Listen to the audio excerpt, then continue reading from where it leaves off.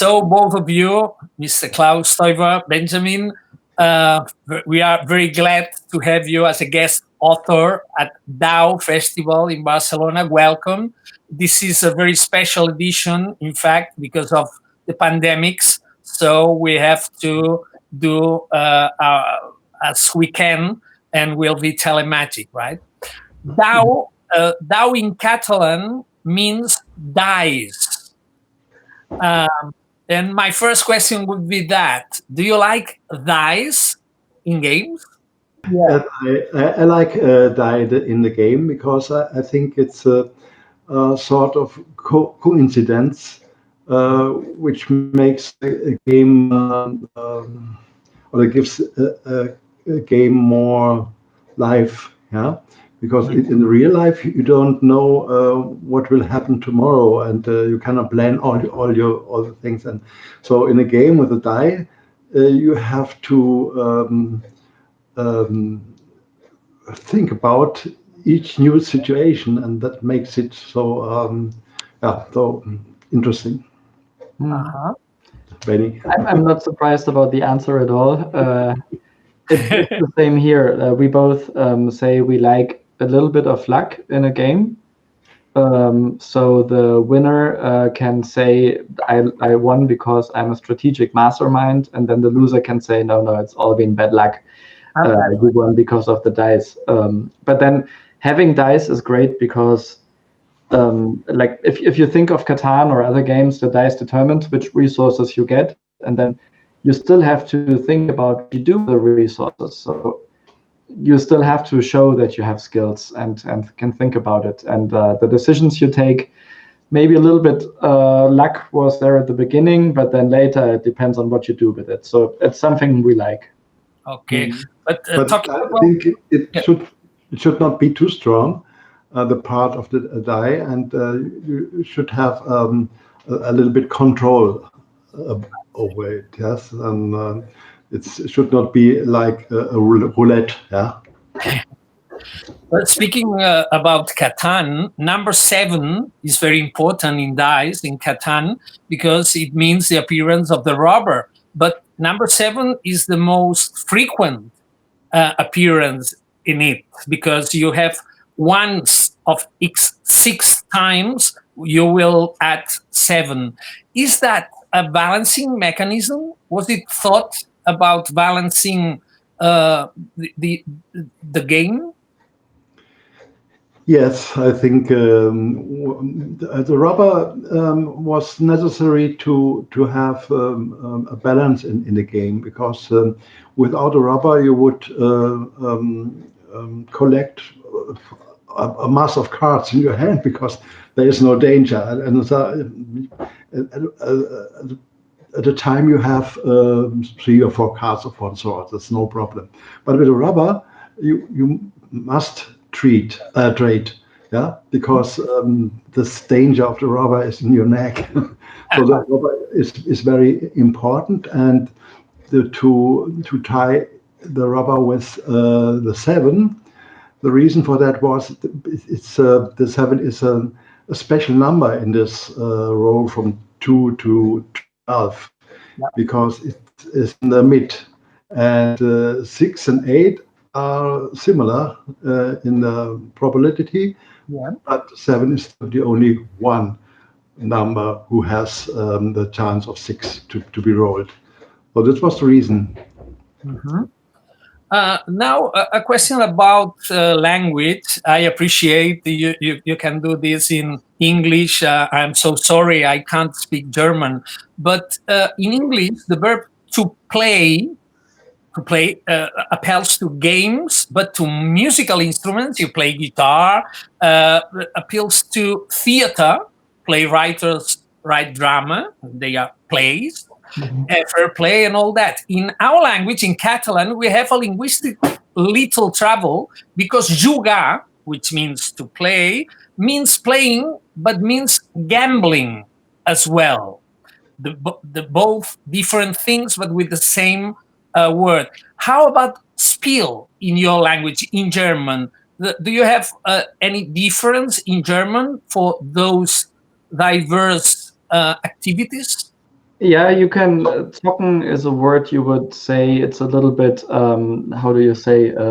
Not street language, but it's like not the proper word. You can say I go to the casino to play. So like spielen also accounts in German for that. But then if you want to express gambling in particular and you want people to understand, you can say another word, as for example, zocken. Oh, I see. So you don't have the confusion between both. You can have it if you want to confuse someone. You can, because both words are correct. If you want to express yourself properly, you can. You have a variety of words to use. That's great.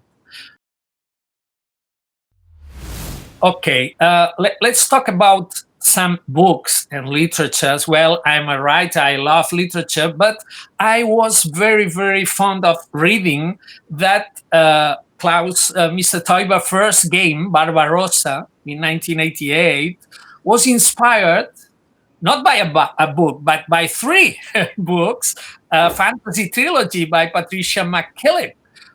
Could you explain how was that coming from literature and thinking about create a game?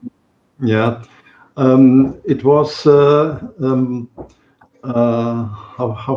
was it called? Conan the Barbarian, who brought me to Patricia McKillip, because in my newspaper I read a very bad critic about the movie Conan. And, bad critic. The author described or proposed other books, fantasy books, that he wrote. They are much better, and so I come to Patricia McKillip's Riddle Master, and I read it with enthusiasm. And when I end the book, I was very sad. Yeah, you know this moment, wonderful story, now it's finished, and what happens in the book followed me a time along and was in my head, and at this time I played very I like it very much to play, and so I had an idea, why not bringing the central elements of this book into a game and to experience the story of the book or a part of the story in the book in a game. And so I could experience the story again. This was my first game, indeed. I developed because I read the book. Or 3 books, because it's a trilogy. A trilogy. Did you read that novel, Benjamin, as well? Actually, I never did. No. I should. You should. You should do. And have you ever met Mrs. Patricia, or no? Does she know that she inspired you? I don't know. Perhaps he likes to play, and an article about Catan, maybe. Maybe you have, because I read about you said I have been just searching her. So and she's 72 now, but she's American, but she grew up in Oregon, Great Britain, and Germany as well. So maybe she can read or speak German as well. Okay.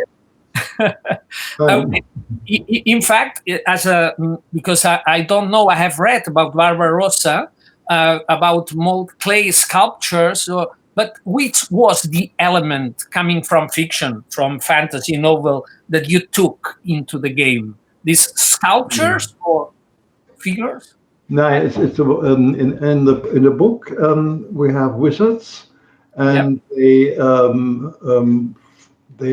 have fights with the opponent wizards, and they fight with riddles. Yeah, you have to solve my riddle, and I'm yours, and who's the better one? Yeah, and this was the element in the middle of this book, and this is then was in the Riddle Master. I called the game in the beginning Riddle Master, not Barbarossa. That's it. Well, it was, in fact, you were working as a dentist at the time, so it was your first game, but it was a hit. It won the Spiel des Jahres award for the first time. I think you have 4 Spiels, if I'm not, you 4 times afterwards with other. But how long did it take for you to build your first game? Yeah, it's when I started to develop games, it was I hadn't in my mind to become a game inventor or something like that. It was only fun to bring the story of the book into a game. And so I started in the early 80s, and it was published 1988. Wow. Between that, I only played it and played it with friends and with my family, and I only have the fun to do that. Yeah, it was a special kind of my own world to develop games, which helps me to stay successful in my profession. And in this time between the first 80s and 1988, I to develop other games. They became later then also Game of the Years, like Adel Verpflichtet or Drunter und Drüber. Yeah. But also, you can say, took 6 years without forcing it to bring it to companies, because I didn't know that games has authors, because in this time there was no name on the box. Yeah. Do you remember that, Benjamin? I mean, as a family member, that your father was playing with some prototypes or something? Absolutely. So that is one of the super nice things, being the kid of a board game developer, that he will come to you sometimes to ask you if you want to play something. So for Barbarossa, unfortunately, I was a bit young. I think I was 4 in 1988. So I saw them, playing around with DAU, and I was like, I want to join, and they were like, you're too young. And maybe that's the reason why Klaus started inventing kids games at some point. I don't know. But I could easily start playing together with them. That's nice. Are games, in a sense, parallel worlds for gamers? I mean, when you create a game, when you have got a prototype there, are you imagining that you are in a parallel world? What do you mean with parallel world? I know the words, but like fiction. I mean, when I start to write a novel and I imagine my characters, I live with them, and they are not real. They are only my imagination. So, in a sense, I create a parallel world, a parallel reality, other reality or alternative. I mean, and I am afraid maybe a creative activity like building a game, creating a game is similar to that. Do you live it like that? Yes, I think it's similar if you write a novel or if you develop a game, when the game has a story. Yeah, there are also abstract games, but when you develop a game on the ground of a story, then you also have a parallel world in that you live a time, yeah. And like Catan is a world where you live. You build an island, and you have. Sometimes I have the feeling that you are a game developer is also Regisseur. Like a director? Yeah, and you wrote Drehbuch, is the word. Like a script? the script, yeah, for theater or for a movie, and then come the people on the table, and they fill that script, yeah. And each game will be different to another game because there are other people, and so I made the experience that Barbarossa in some groups was very, very fine, and they like it and love it, and in other one, boring faces. Yeah, this could be very, very different. Yes, and also perhaps on a novel. Yeah, when you write a novel, people perhaps understand what you want to say and love it, and other people, yeah. That's it. When you talk about scripts or theater, it's like gamers are the characters, in fact, that play or react what you have thought before for the game. But if I tell you both 5 cultural activities, like playing a board game for an evening, or reading a novel, or going to a theater, or watching a movie, a cinema or at home, Netflix, or listening some music broadcasted at home, or going to a concert, which would be your first option, Klaus? Or when I have it's evening and I want to do anything of that. Yeah, okay, then it depends on my mood, I think, and on the situation. Sometimes I think I would like to look a movie or read a book. I do everything. I love everything, and I need the change. Yeah, I cannot sit each evening reading a book or each evening. I think this is we have wonderful people. They made wonderful things for us, and I like it to change them. Yeah. What about you, Benjamin? Yeah, it's kind of boring, but I have to answer the same. It's I love doing everything of these, like go to a concert if there's no corona, of course. Watch movies, read books, and play games. It really is kind of like part of the mood. But what I often experience that when you start doing it and then you really get into it. So I was just playing with my wife and her family this weekend, and we started to play Crazy Words, and we really got into it and played like 1.5 hours nonstop. And all really enjoyed it, even though nobody knew the game and nobody felt really like, oh, should we really play or shouldn't we rather talk? But then once you start it and you have a nice round, it's a wonderful activity to do. In fact, my question was a tricky one, because I pretended just to put at the same level to play and cinema, theater, literature, and playing board games. Of course, it's a cultural activity and people live like that. But maybe in Germany, this is quite clear. I don't know, maybe for your cultural environment, playing and board games are perceived as a cultural activity. Maybe in other places, maybe in other countries, it's not exactly like this. When in Germany start the authors to sign their games? I mean, when was that a first game was signed by an author, which is a cultural mark? Is it very long ago?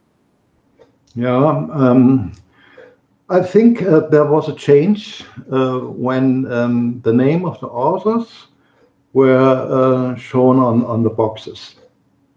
And at this time, people recognized, okay, there are men or women behind a game, like behind a novel or something else. Yeah? And then it started that people want that I sign my games. It was the change was in the 80s and 90s. In Germany. Yeah, and there was a lot. We have in Germany the SAZ, These are authors, board game authors, and they want to help the game help the authors to save their rights, and also bring games more in the cultural status, because there are a luck in Germany too. Yeah. I think the funny thing about that is that you were not to send Barbarossa to any company at first, because you didn't expect that there are board game authors, but that the company somehow does it. You didn't give it a second thought or something. But then, like, I think like Barbarossa and some other games in that time were the first ones who had the author on the box. Yeah. So I guess it was that time when it changed. Mm-hmm. So it was on more or less when you started, if you say the 80s, the 90s, so you were the first generation of authors, more or less, of games or signing your creation. I think the first one who did a lot for authors and also for the game is Alex Randolph. You know him, I think. He developed a bit Twixt, or in German Sagerland, a lot of games. And he has in this time much influence, much more than I had. And he was the one who brought Ravensburger to bring his name on the box. On the box. Oh, I see. Another tricky question. Have you, both of you, read any classical books about islands like Thomas More, Utopia, or Robinson Crusoe, or Lord of the Flies, or any novels about islands? Which one? Yes, I think we both. No? Yeah. I like these stories about islands to discover, and that's wonderful stories. This is also a movie. Benny, what was the name? TV show series with the island, the plane. Like Lost. Lost. Yeah. Island are very inspiring, but I have read. I didn't know that, but it's translated into Spanish even. That German historical fiction author called Rebecca Gablet has, I don't know if I pronounce her name well, has written a novel based on settlers of Catan. How did you feel about that? That came from a novel. I asked her to do that. I have some imaginations about what happened with these first settlers when they settled on the island, and I met her on the Frankfurt book fair. Book fair, yeah. I think in 2002, and I liked her books very much. I read, and so I asked her on the fair. I met her and asked her, "Would you like to write a book about my first scribbles I made about what happens to Vikings, and they have to flee from their land and so on." And so she did, yeah. And then after that novel, there are more games like Candamere or Ellison. Do they come from the novel, or I don't know if I have assumed it well. Yeah, no, I think that these are like Candamere, which is which is a role-playing game, and this is the story in the game about a young man who lost everything on when they arrived Catan. And now he has to do some sorts of tasks, and to convince beers or and this is an aspect, only one aspect of a story, which is very allgemein. Broad. Really? Broad, like broad, wide. Broad, yeah. But the only connection to Rebecca's novel is the name Kandamir. Just. Oh, okay. So it's an independent game, right? Yeah. That's it. Okay. So we finally get into Catan, Die Siedler von Catan in 1995. How did you get the idea of mixing a game with an island? Why an island? Yeah, in the beginning of the development, it were the Vikings who inspired me, because they are sailing not only on the coast, they're sailing over the ocean, and developed Iceland and Greenland and America, yeah, and found settlements on these new islands. And so my wish was to can experience a game where you settle an island, and it should be not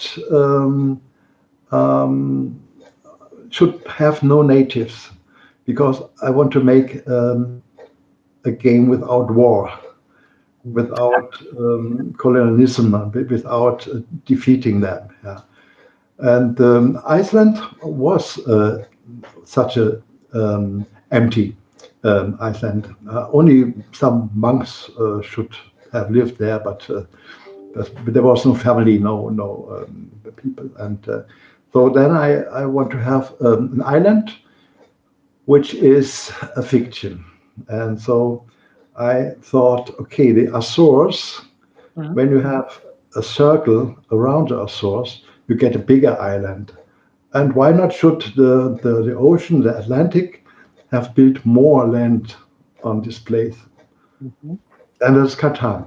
And this is uninhabited. And yeah, there could be some stories how the Catanians or the northern people come to this island. Do you, Benjamin, remember that creation? Because you were not 4, but 7 years, 11 years old or so. You remember the process in the family creating Catan? We actually, that was one of the games I could finally play as a prototype as well. So it was, it was kind of special. It felt special from beginning on, to be honest. I know that I liked having these resources on my hand, building stuff with it. It was, it felt very natural, very like archaic, the kind of like needs as a human being were spoken to. So even if I was young, I really liked playing it. I remember it well. What about the name for us Catalan people? Catan, and Catalan is very, very close, so we love it, and it's very easy to pronounce. But I have read you got a list of some invented other names. Did you remember any of the discarded nouns? No, the reason to have Catan in the title was a company in Germany who published a video game with the name Die Siedler, the Settlers. The Settlers. Oh. That happened in the time when we wanted to publish Catan. And in the first step, the name of the game was Die Siedler, only Die Siedler. That was the same name like the video game.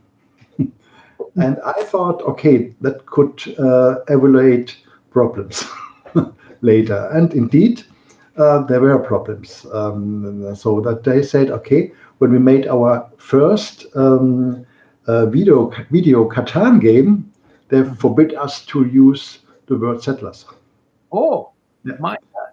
Yeah. So our first Catan game, video Catan game, had the title Catan, only Catan. Like today, yeah. And before that, because I had problems with settlers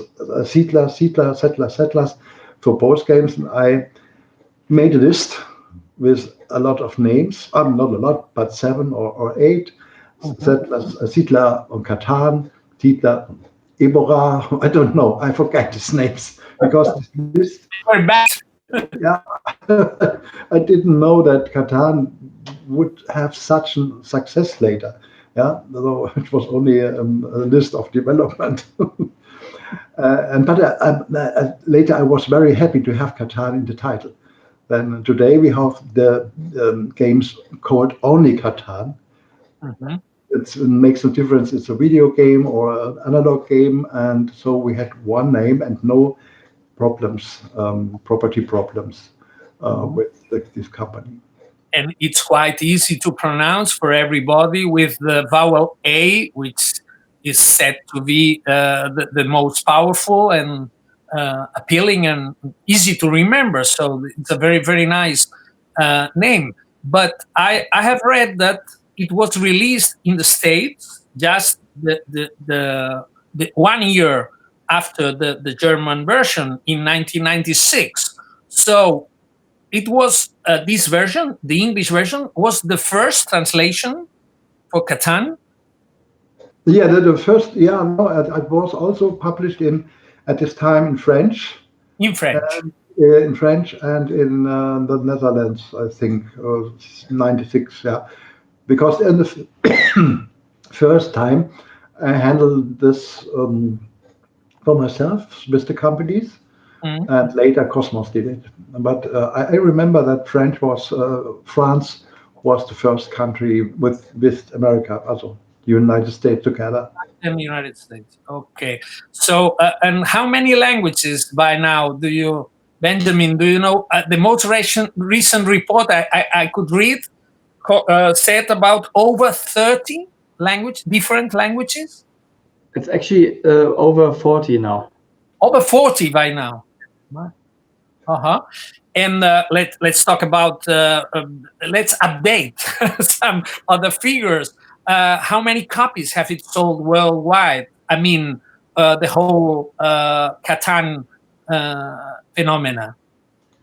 So across all Catan games, like expansions included, it's more than 33 million.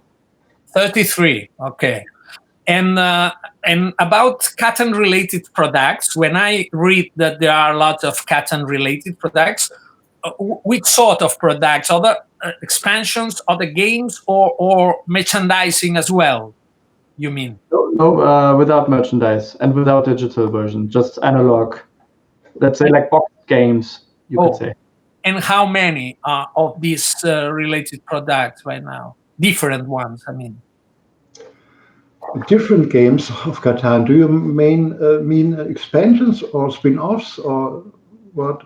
No, well, in fact, I had for De Vir, which is the publisher here in Barcelona, they have more than, at their catalog, more than 40 Catan-related products, as they say. Catan Cards, Catan Junior, Star Trek Catan, or Game of Thrones Catan. Okay. And 4 languages, Spanish, Catalan, Basque, and Portuguese as well. But I thought maybe there was a whole number for these diverse products. Yeah, I cannot count that. Sorry.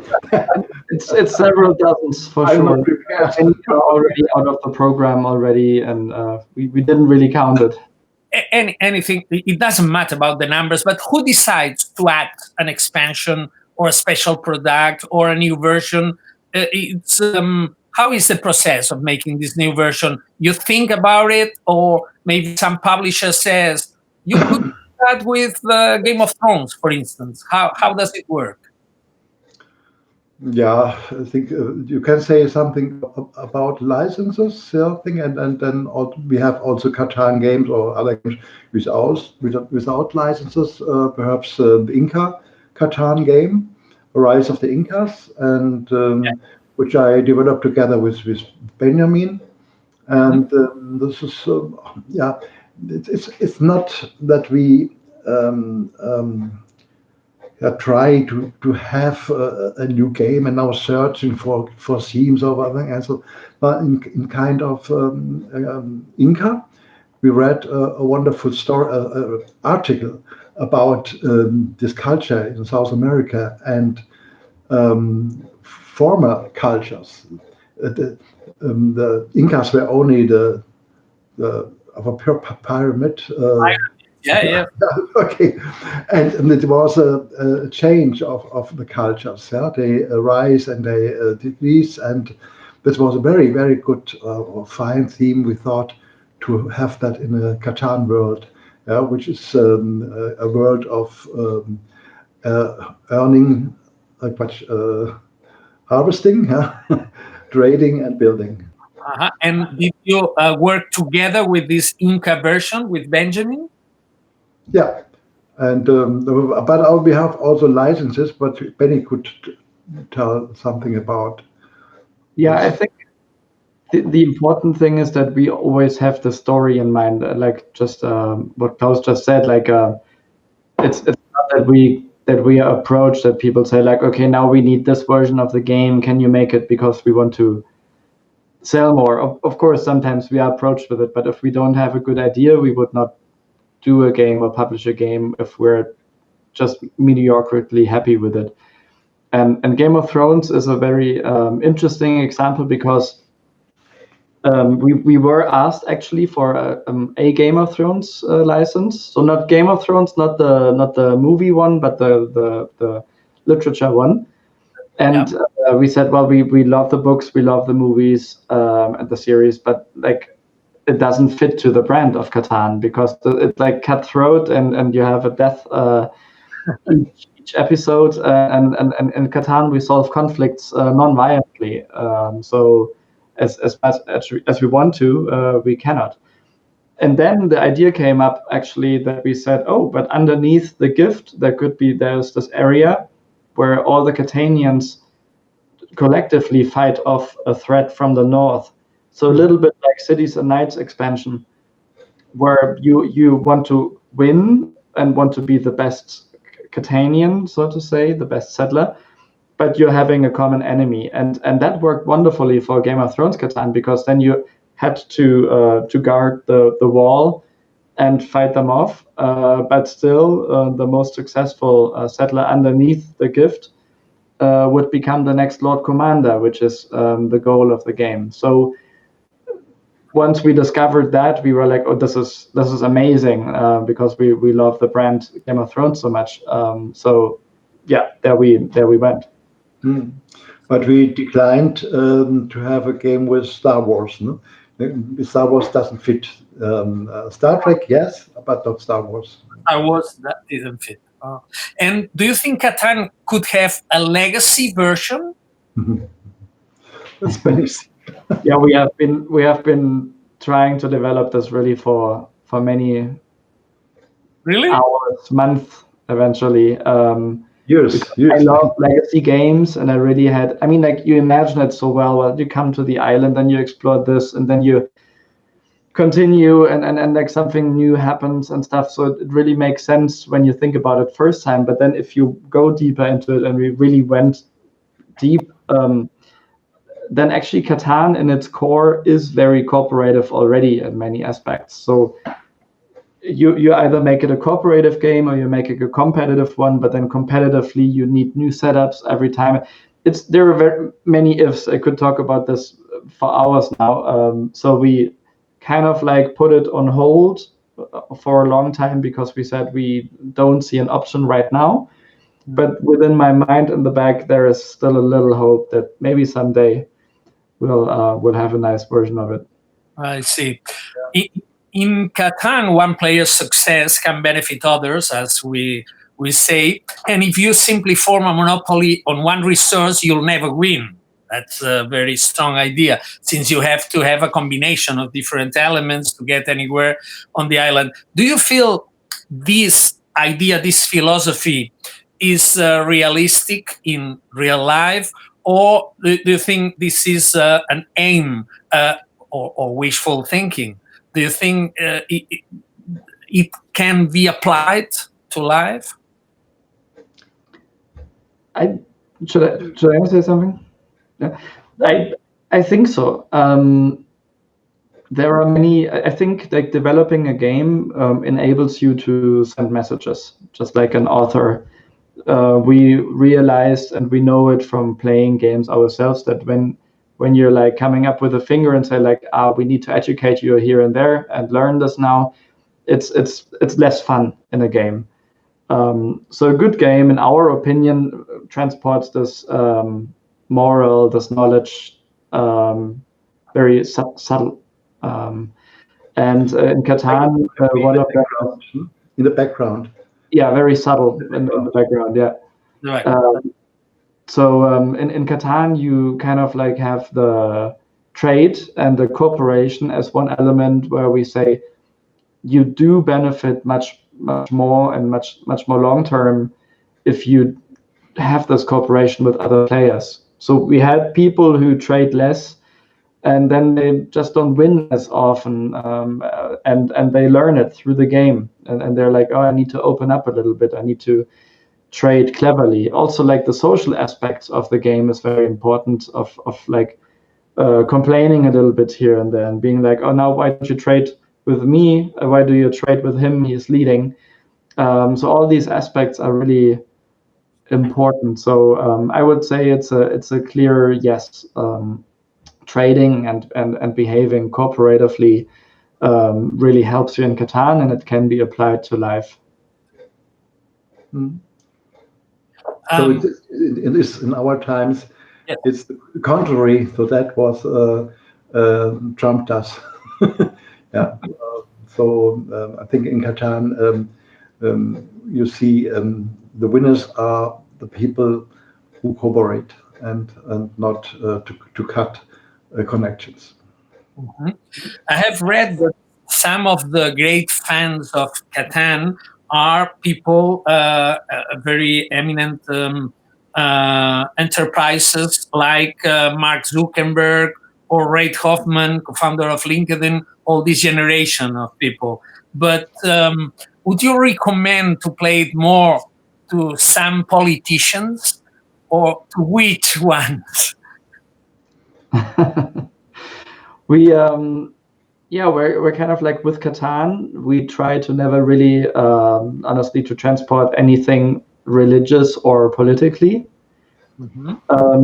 So we're avoiding this in order to reach many people, and the reason is that we can reach more people through it. So we transport the message, and if the message is yes, trading benefits everyone and you create win-win situations, and if your question is that, then yes, I think in current days we see people getting more extreme, less cooperative, and we're like sad to actually experience that.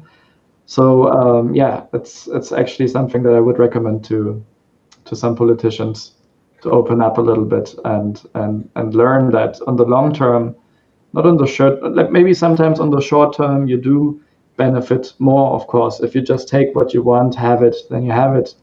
But the long term is what's important, and we strongly believe that these values are important. So yes, I would love to see, of course, that they like Reid Hoffman, as you mentioned, he seems to play Catan with the leading choices of people he hires for the company, because he knows all of them are good in what they do and have experience in what they do. But then the last little thing is like seeing them playing, and that is something you learn more about the person in a good board game in an hour than maybe if you know them for a longer time. Yeah, but we had some Catan games which are connected to an environment, or a better environment. Oil springs perhaps, and where you show that you have you're in a field of interest for oil, but also of interest to save nature. Oh, I see. So the balance, and the other one is not crop trust. What was the Crop trust? Yeah. Crop trust, yeah.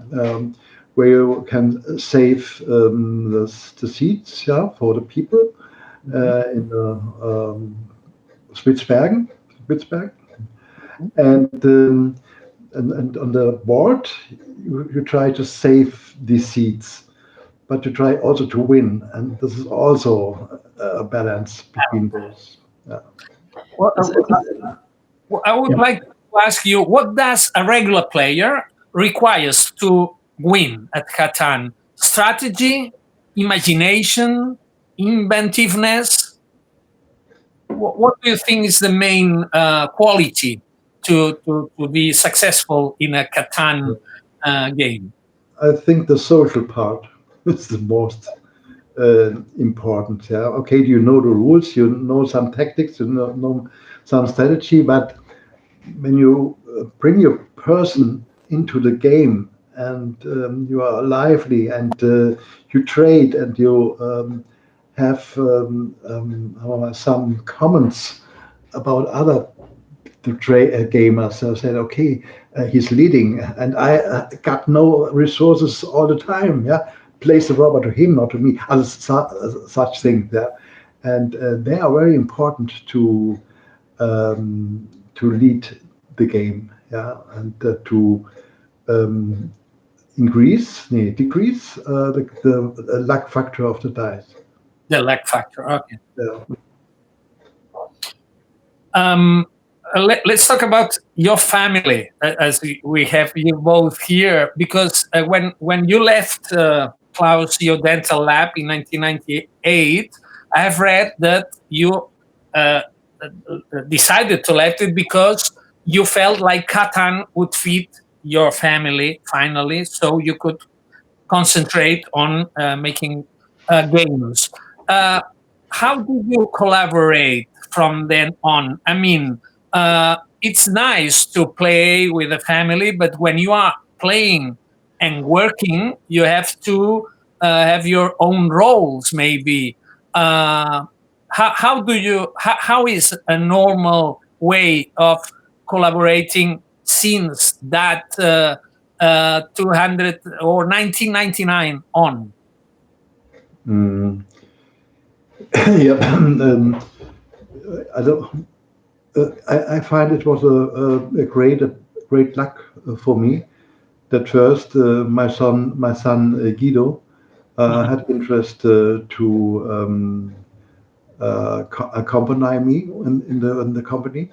I remember when I was walking with him in the fields, and we talk about Catan, and then I said in 2002, I think, or 2001, okay, I need someone to help me. I'm alone; it's too much work, and the company's asking me for a contract, and I will have one.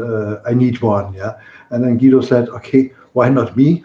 It was a wonderful moment, and it was a wonderful moment too when I think 10 years later, Benny, after his studies, also had interest to come into the company. Yeah, you can tell about that better, Benny. How did you what did you study, Benjamin? I studied psychology on a bachelor, and then European business master in London and Berlin, and actually had some work experiences that stories would fill hours, because there were some rare ones and really interesting and funny ones. But yeah, after having worked in other companies for a while, I realized that rather than working in a consultancy or selling something that I don't really believe in, I really wanted to do something with a purpose. And Catan is a purpose for me because the values are so good and important. And then working with a family, of course, you think about it maybe one time more than in another company, because of course you're close, but we already did get along very well, so I wasn't doubting this. And now that I worked 10 years in the company, I realize that that it actually made us even closer. So like we I think you need some rules, like you of course have sometimes dividing opinions, and then it's important that you treat each other with most respectful ways possible. And if you do that, then working together is wonderful, not just in the family, I guess like everywhere, of course. But for us, it's really, like a huge lucky thing, and I still enjoy very much working that way. Yes. I assume Guido is in the States for the English-speaking part of the game, and you are here at Europe for the other, the non-English language, or how do you divide these roles? Actually, so I live in Frankfurt. In my first year, I told Klaus and Guido, hey, if I start working in the company, is it possible to be what actually nowadays is called a digital nomad? So I lived in Barcelona for a year and really loved the city. Like, and I told myself I'll do it at least for a year, and then I really liked it. It was a bit close for me to get in touch, really, because so many people come and then you make friendships and then they leave. So after a year, I was one of those who also left. But now I'm in Frankfurt, and I talk to Klaus every day, and I talk to Guido every night because we have 9 hours time difference. So you could actually say the Catan GmbH never sleeps. There's always one you can reach, which is a nice thing if you think about it. So actually the roles aren't absolutely strict and clear. It's we also have like a COO who is also a very good project manager, and we all kind of do everything. So we always keep saying reach one of us, and we'll kind of like ask between us who will do it mostly. But if you want to say it very generally, then Klaus is 100% developing, Guido is 100% project management, and I am currently, I think, 80 project management and 20 development, even though I would love to carve out some more time for development in the mid to long term. And I think your wife, Claudia, is testing new games again with all the time. Is it so? Yes. She accompanied me from the beginning, and she likes very much to play games, but she doesn't like to work in the game. So sometimes she says, "Okay, I want to play, not to work." It's right. And then she leaves our table because. So I think this was one reason that my games were successful, because I tried to reduce them to a core that are not so complicated, and you have then that you have the feeling, okay, I'm playing, I'm not working, just now. Nice. Yeah. From that Barbarossa on, how many games have you created? How many games by Klaus Teuber? I didn't count. I think what is an expansion, a game of Catan. My Seafarer has his own elements, sure, but it's has the base game.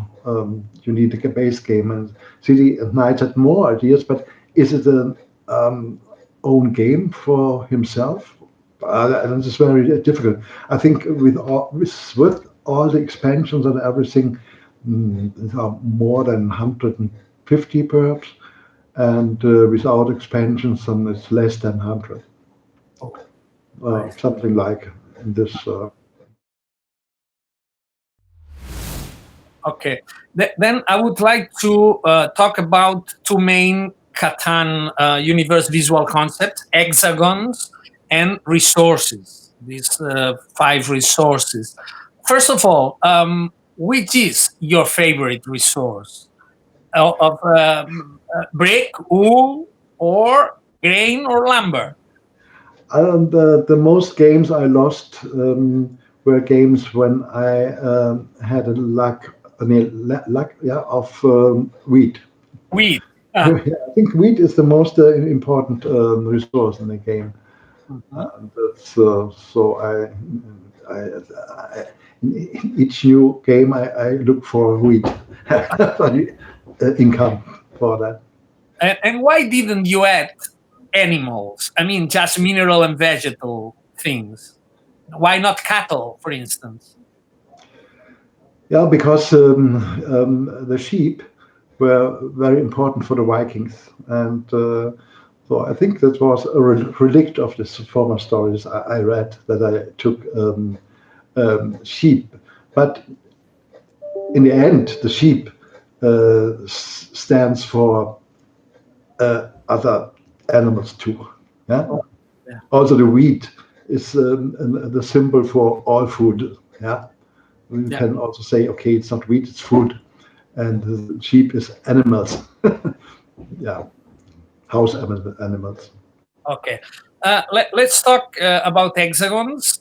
France is usually compared to an hexagon, but the most powerful country in the world, apart from China by now, has its power symbolized by the pentagon. Why did you make Catan Island with X pieces? Where did you take the idea of having hexagons?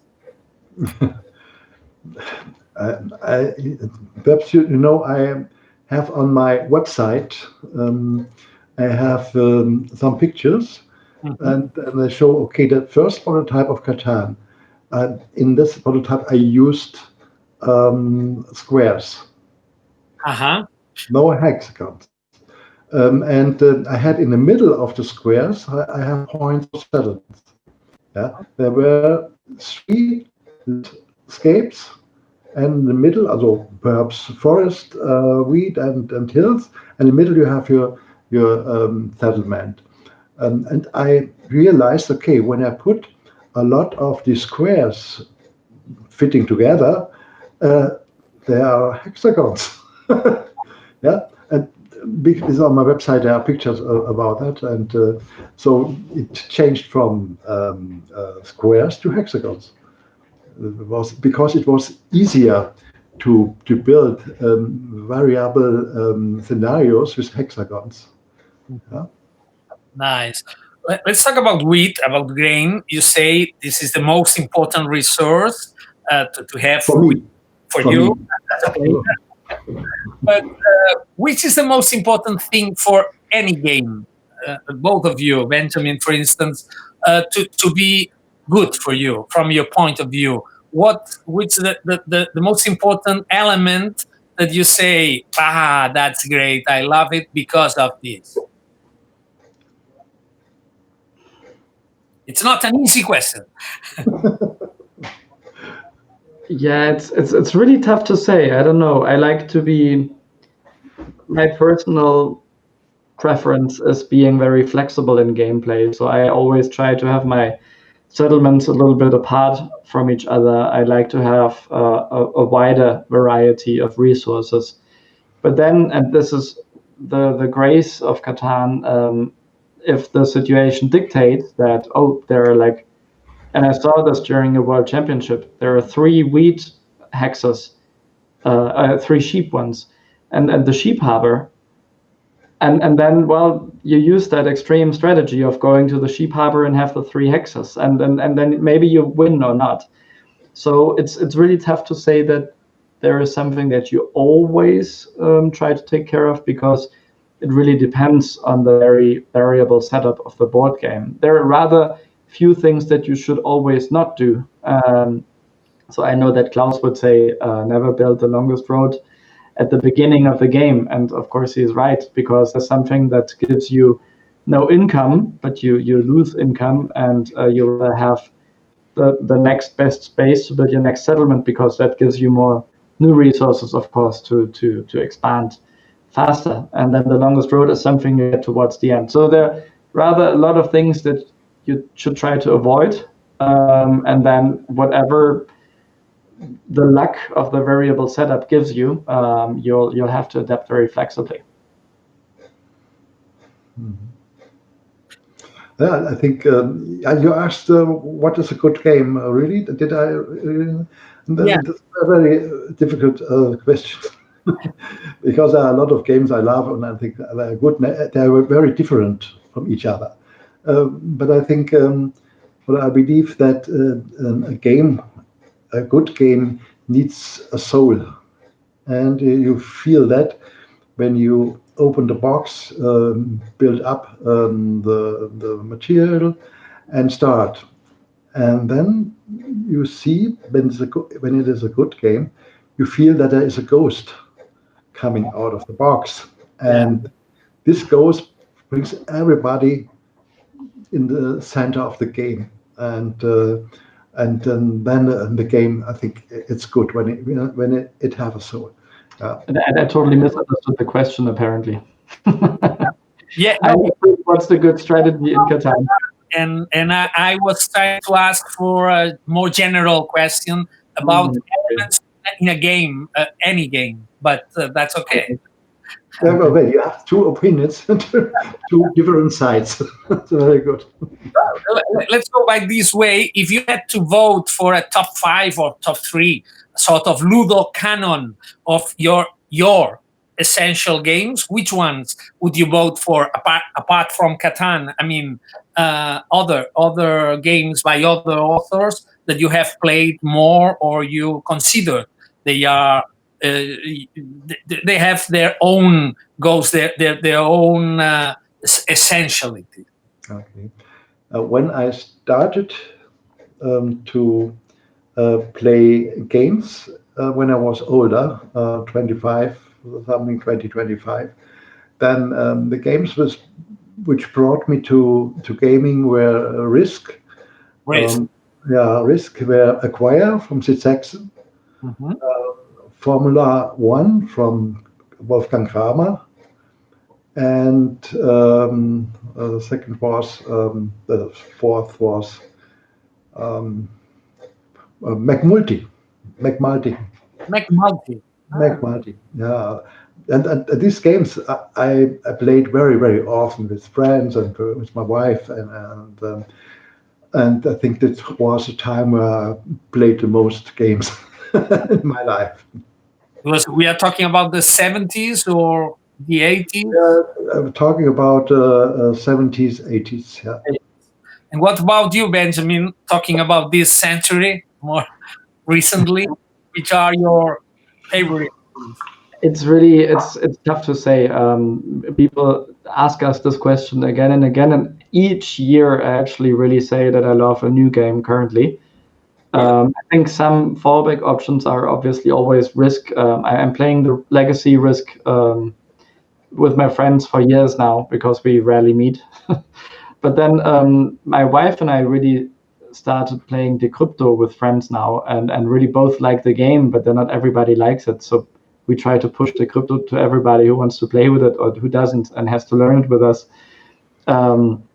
I generally really like the games that the jury Spiel des Jahres in Germany votes for. I think they often have a good pick in presenting something new.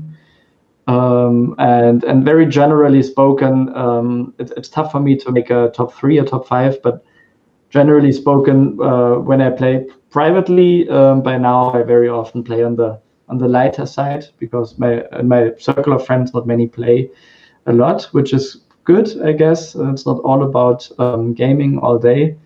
But then sometimes when we go for a weekend of gaming or something, I also love the Civilization. That my longest game took like 14 hours.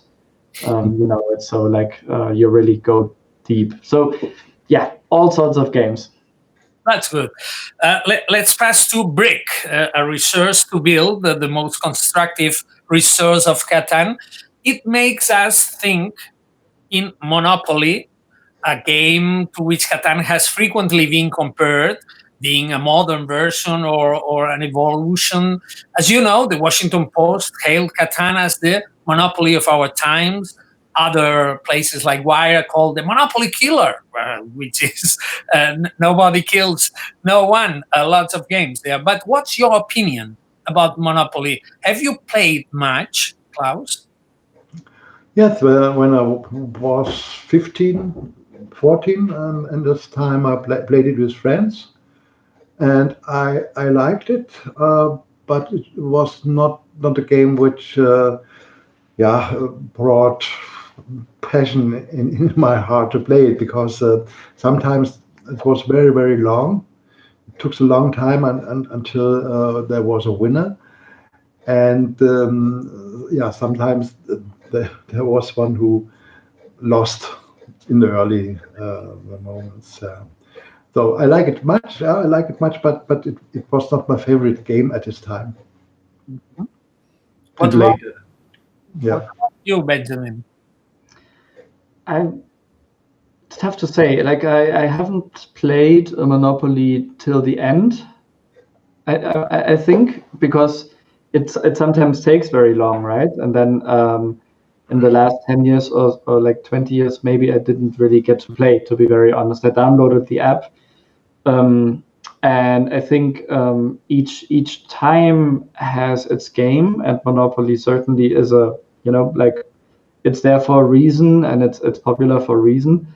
The Zeitgeist, as we say in German, like what's currently like in the mood, in the stream of many people's minds, is that Monopoly is very capitalistic, and also is no mercy. So like one player will take it all, and many say that after 1 hour, who will win in 6 hours.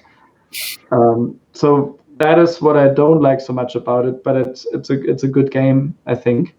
There's a reason it's successful, of course. But in this century, in this 21st century, there are some versions of Monopoly, for instance, tropical Monopoly with the perimeter, while the original Atlantic City has a volcanic tropical island in the center. And another you build Monopoly replaces the rectangle properties with hexagon tiles that resemble Catan's terrain. My question is, do you feel like influencers? I didn't know this game. Sorry. Yeah, they are with this hexagon. Yeah. Yeah, but Catan was not the first game with hexagons. I think hexagons are a part of, or a kind of pieces which you can use to more than one game. When nobody uses hexagons, I don't know if they have a side of view on Catan. Sorry, but it's interesting. I didn't know that.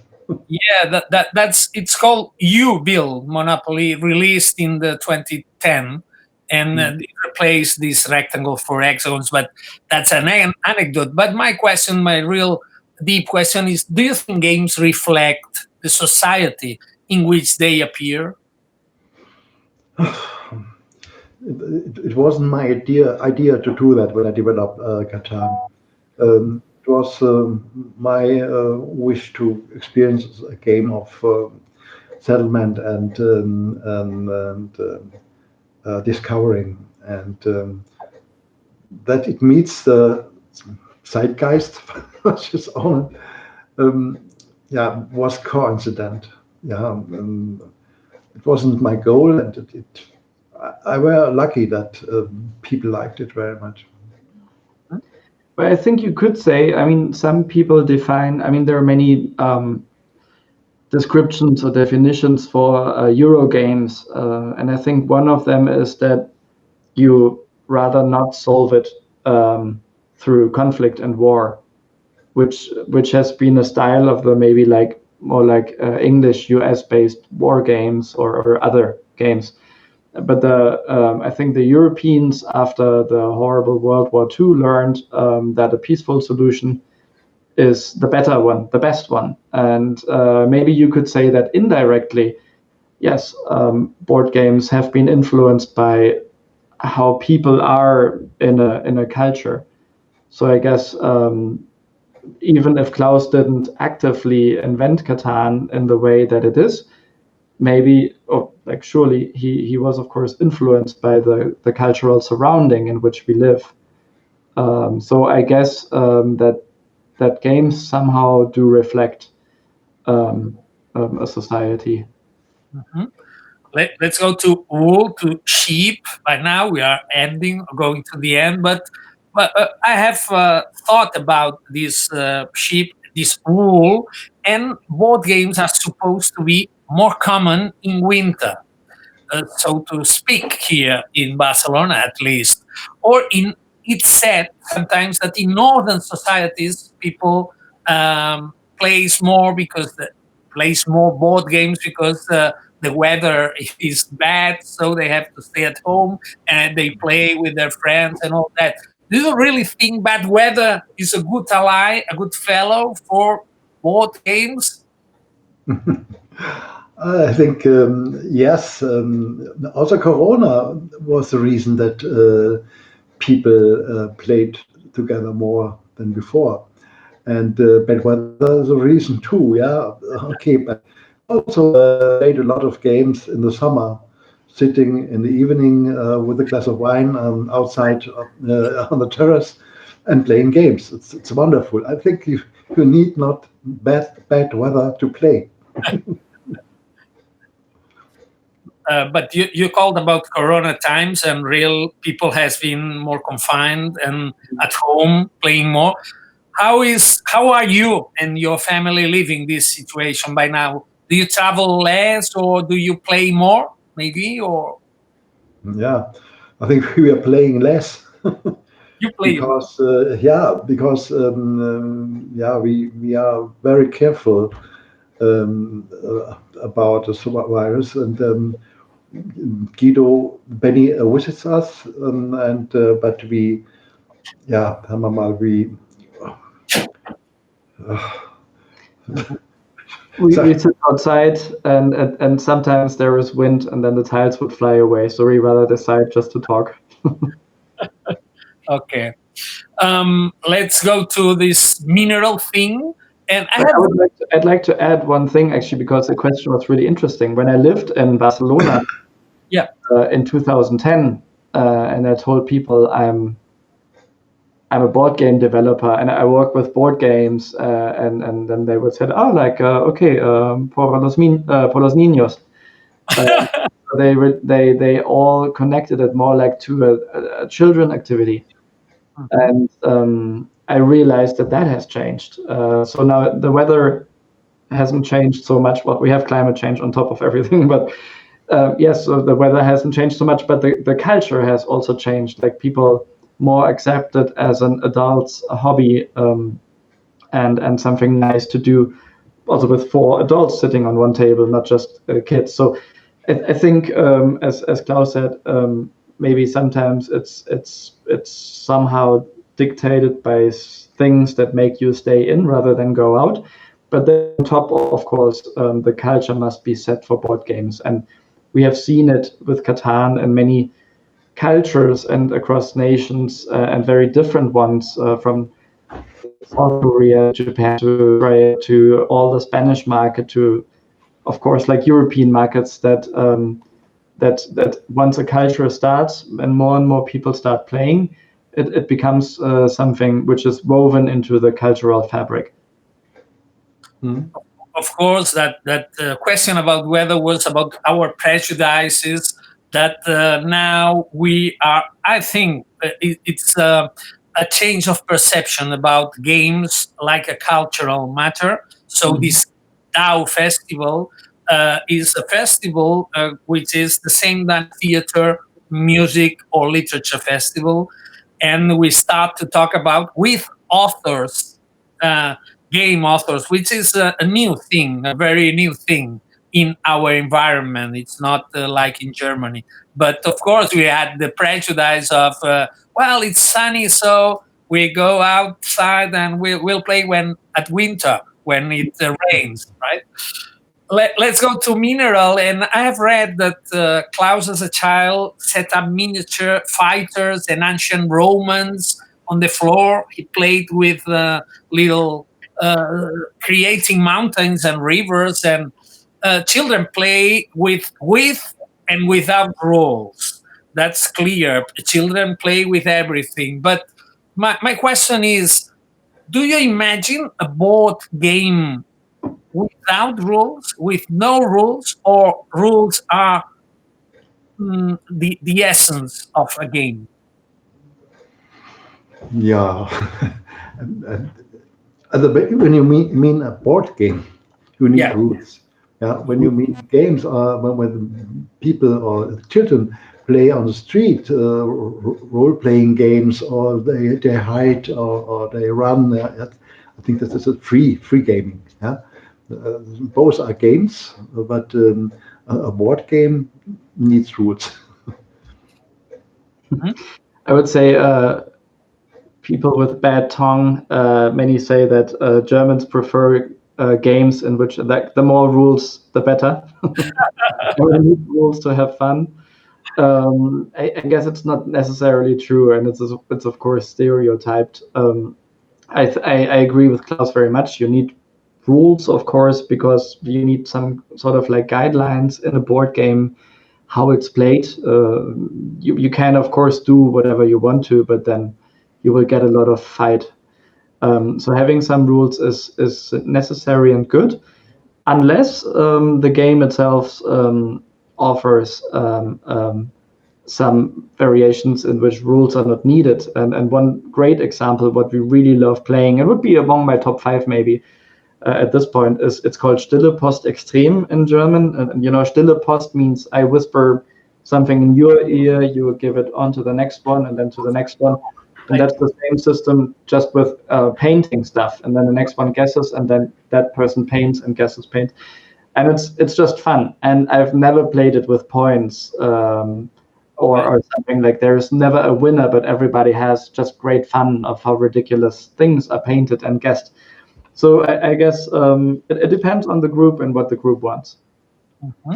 Talking about painting, which is your favorite color when you start a game and there are diverse colors, green and yellow or red? Do you have? Yeah, until Benny was 7, my favorite color was yellow. Yellow. And then he said one time, okay, I want to have yellow. It's my favorite. Since then, I play with blue. So yeah, I still can't remember this, but if he says so, and I think the question is answered then, so yellow is mine now. That's great. How many board games do you have at home? How many? Benny, you are the master of cellar. That was one of my first job titles. Yeah. I don't know. We have a huge room, and to be honest, we have more games than the room can carry. So we always give a lot of games. We must give a lot of games away because the space wouldn't be enough. At home, my wife said, okay, the IKEA shelf, and I have 8 of those spaces, of these rectangular ones, that I may fill with board games. And the rest is in the basement or somewhere. So like it's tough to count. I never really counted, to be honest. Yeah. I have a lot of my former games when I was younger or when I was a young adult, and I would never give them away. And then I have games also I edited with Cosmos together, because we had a group of people, TM. We were 5 friends and we worked for Cosmos. And also I have a lot of these games. And then we have, I think, each year we buy the 10 best games, new games, which we think are the best. But sometimes we have, perhaps only one game in a year will stay in our cellar because we have no place. Mhm. But the trouble is that with books, normally everything is quite the same. You've got diverse measures, but board games are all different sizes, so it's Yeah. very difficult to put them all together.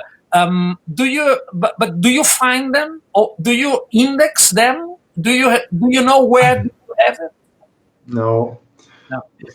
I think in our cellar were 200, 300 games, perhaps.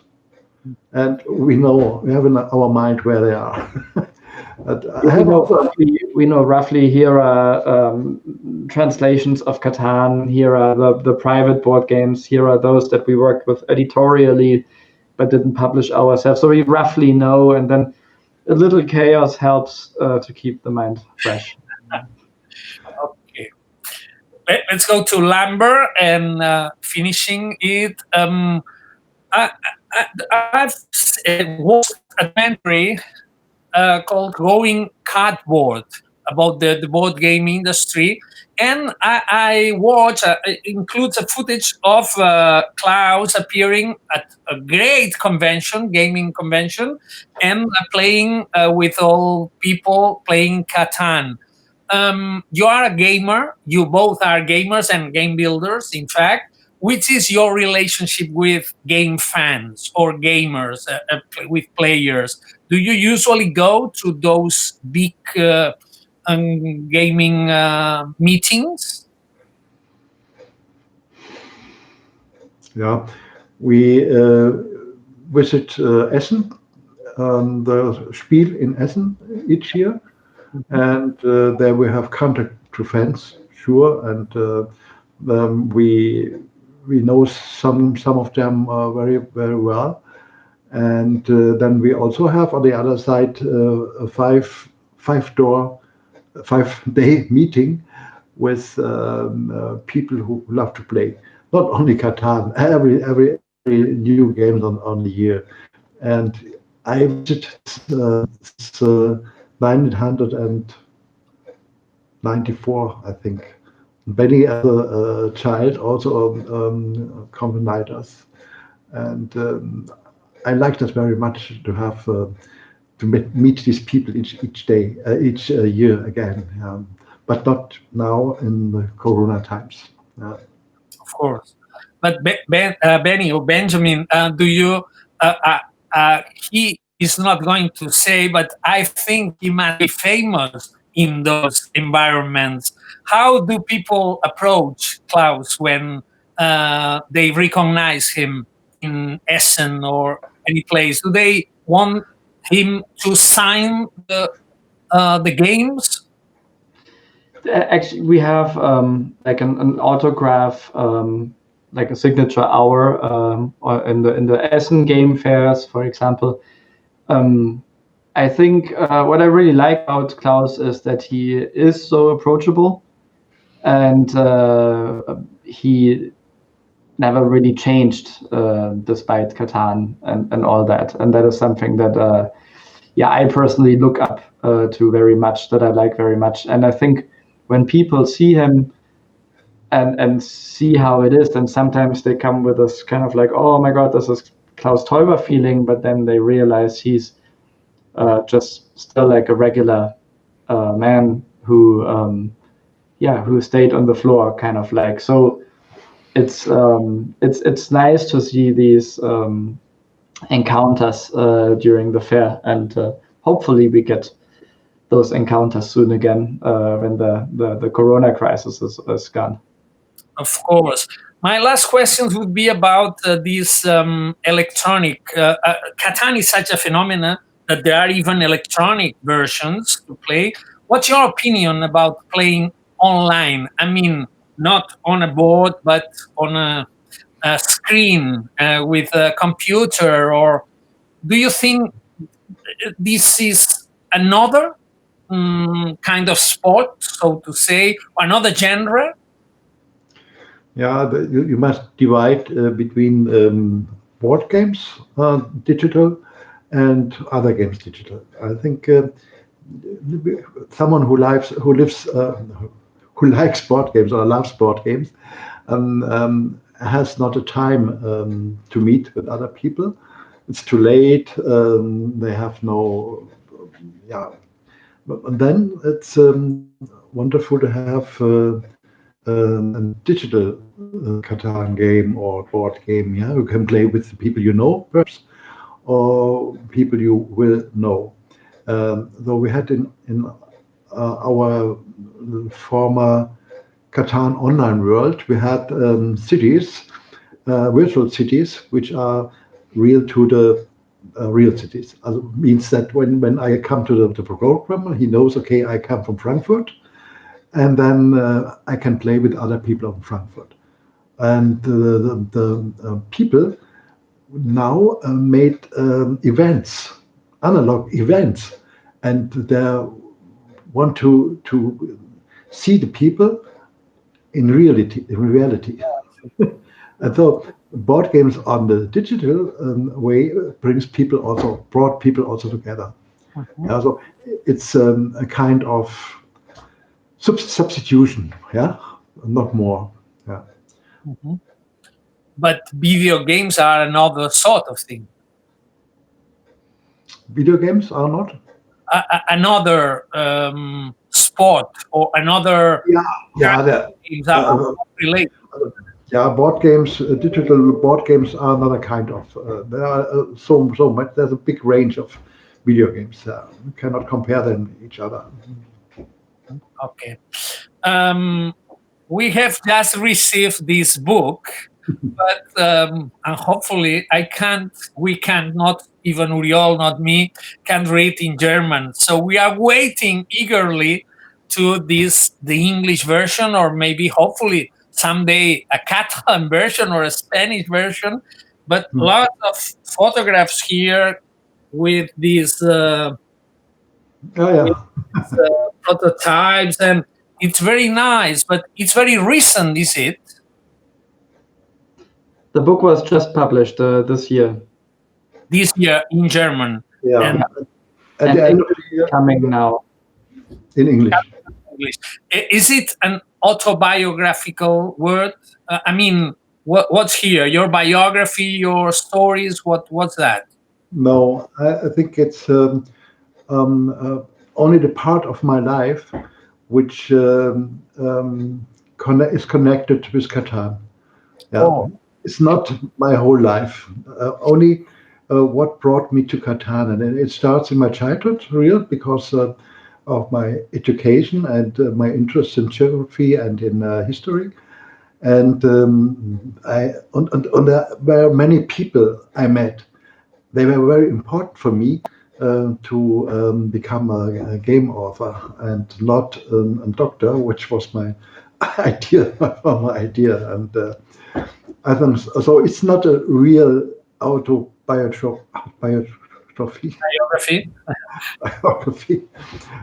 It's more my way to Catan and my experiences on this way. And the title would be in English, My Life, no? I think in German means My Way to Catan. My Way. In English, there were another title, no? I say My Journey, because it's a long-term travel experience, kind of like. Okay. So, thank you very much for your time.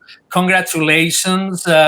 We hopefully meet someday here in Barcelona. As Benjamin knows, it's a very sunny city and very amiable city. We would like very much to find that DAU festival someday, but this year, this special and strange year, we'll make this festival thank you to technology. So I am very glad to have the opportunity to talk with both of you.